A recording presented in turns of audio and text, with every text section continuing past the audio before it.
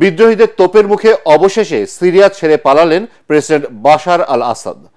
এইটিএস বিদ্রোহী গোষ্ঠীর রাজধানী দামেস্কে ঢুকে পড়ায় বিমানে করে দেশ ছাড়েন তিনি। তবে কোন দেশের উদ্দেশ্যে বাশার আল আসাদ সিরিয়া ছেড়েছেন তা এখনো জানা যায়নি। এর মধ্য দিয়ে আসাদ পরিবারের 54 বছরের শাসনামলের অবসান হলো। প্রেসিডেন্ট বাশার আল আসাদের দেশ ছাড়া খবরে উল্লাসে মেতে উঠেছেন দেশটির সাধারণ নাগরিকরা। আরো জানাচ্ছেন জাহিদুল আলম। মাত্র এক সপ্তাহের একটি অভিযান মসনদ হারালেন প্রায় 24 বছর ক্ষমতায় থাকা প্রেসিডেন্ট বাশার আল আসাদ।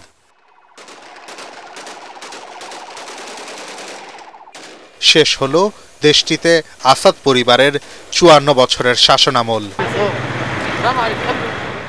গত 7 দিনে সিরিয়ার দেইল আর জোর, হামা, আলেপ্পো এবং দারা দখল করে এইচটিএস নেতৃত্বাধীন বিরোধী দল। শনিবার তারা জানায় পরবর্তী লক্ষ্য হোমস।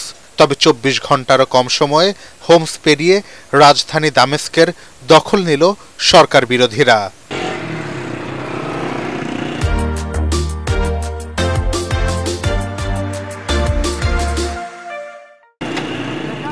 রাত থেকেই দামেস্কের বিভিন্ন জায়গায় গোলাগুলির শব্দ শোনা যাচ্ছিল।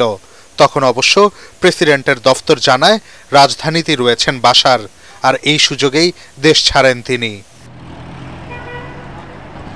দেশটির গণমাধ্যমগুলো বলছে শুক্রবার থেকেই বিদ্রোহীদের তোপের মুখে পিছু হটতে বাধ্য হয় সেনাবাহিনী। এমনকি নিরাপদে সরে যাওয়ার সুযোগ চেয়ে দারার নিয়ন্ত্রণও ছেড়ে দেয়।